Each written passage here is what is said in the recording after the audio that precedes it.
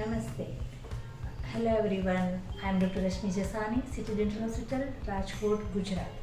આજે હું તમારી સાથે વાત કરવા જઈ રહી છું કે બાળકમાં રૂટ કેનાલ કરાવ્યા પછી ધ્યાનમાં રાખવાની બાબતો.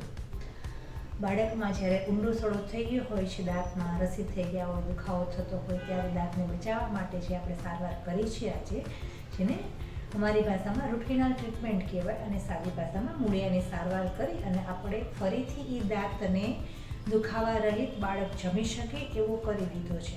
પણ અત્યારે ટેમ્પરરી આપણે એ સારવાર કરવા માટે એ ભાગને ખોટો કર્યો હોય, લોકલ એનેસ્થેસિયા આપ્યું હોય, તો ખાસ એની અસર ન ઉતરે ત્યાં સુધી બાળકથી ચવાઈ ન જાય એનું ખાસ પેરેન્ટ્સે ધ્યાન રાખવાનું છે. એની સિમ્પલ ટિપ્સ એ છે કે તમારે એક કોટનનો રોલ ત્યાં રાખી દેવાનો, પણ બાળક છે એ ઘણી વખત અલાઉ નથી કરતું એ મોઢામાં રાખવા માટે. તો આપણે એમને સિમ્પલ કહેવાનું છે કે બેટા તારે 2 કલાક સુધી આ જે જાડું થઈ ગયું છે એ બીજી સાઈડની જેમ નોર્મલ ન થાય ત્યાં સુધી દાંતને થોડા ખુલ્લા રાખવાના છે, મોઢું સેજ ખુલ્લું રાખવાનું છે, બંધ નથી કરવાનું, જેથી કરીને એને ભૂલથી ગલોફું, જીભ, હોઠ એ બધું ચવાઈ ન જાય. જાડું હોય એને ખ્યાલ ન આવતો હોય એટલે એને બહુ મજા આવે ચાવવાની આવી રીતે, અને ખોટું હોય એટલે એટલા પ્રેસથી ચાવી જાય કે એમાં ચાંદા પડી જાય.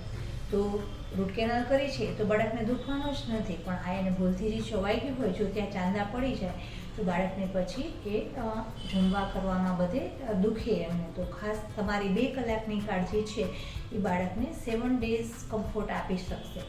તો ખાસ આ કેર લેવાની છે. બીજું છે એ સાઈડથી આપણે બધું જ જમવાનું 3 કલાક પછી ચાલુ કરી શકીએ આરામથી. ત્યાં જે રૂટ કેનાલ કર્યા પછી બાળકમાં તરત જ જે કેપ બેસાડેલી હોય છે છતાં પણ આપણે ત્યાંથી ચાવી જ શકાય છે, અને સેમ ડે સાંજે 3 કલાક પછી તમે એ સાઈડથી બધું જમવા આપી શકો. બ્રશ પણ સેમ ડે કરવાનું જ છે. ઘણા પેરેન્ટ્સને પ્રશ્ન હોય છે કે એ બાજુ સારવાર કરાય છે તો બ્રશ નથી કરવું, પણ એ આપણી ખોટી માન્યતા છે.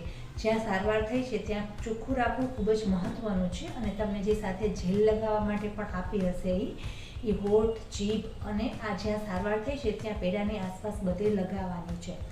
1.5 થી 2 કલાક જેવું ટ્રીટમેન્ટ ટાઈમ લીધો હોય છે બાળકે, કેમ કે એનામાં એને હસતા રમતા સમજાવતા આપણે સારવાર કરી હોય તો ત્યાં સુધી એને મોઢું ખુલ્લું રાખીએ એટલે એને થોડી મજા ન આવે.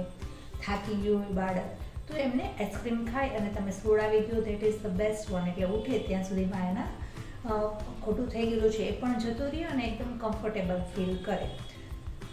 બીજું જે ધ્યાનમાં રાખવાની વસ્તુ છે એ જેલ લગાવવાની, ટાઈમસર દવા આપવાની અને બ્રશ કરાવવાનું.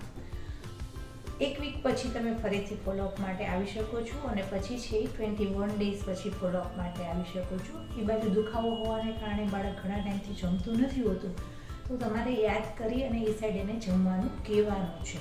આપણે દાંતને બચાવ્યો જ એના માટે છે કે એ સાઈડ વ્યવસ્થિત આપણે જમી શકાય, પણ ઘણા ટાઈમથી હેબિટ છૂટી ગઈ હોય એટલે એમને 1 વીકથી લઈને 3 વીક જેવો ટાઈમ લાગે. પણ તમારા થોડાક ધ્યાનથી એમને ઘણું બધું એ સાઈડથી જમવાનું બી ચાલુ થઈ જશે, રાત્રે ઊંઘ પણ સારી આવી જશે જે એમને દુખતું હોય એ, અને કંઈ ખાવાનું બી ખાડામાં નહીં ફસાય કેમ કે હવે રિપેર થઈ ગયું છે. તો હોપ માય લિટલ બચાસ you enjoy your favourite food. તમને ગમી હશે આ ક્લિપ્સ, તમે શેર કરશો, લાઇક કરશો અને આવર ચેનલને સબસ્ક્રાઈબ કરશો. Thank you very much.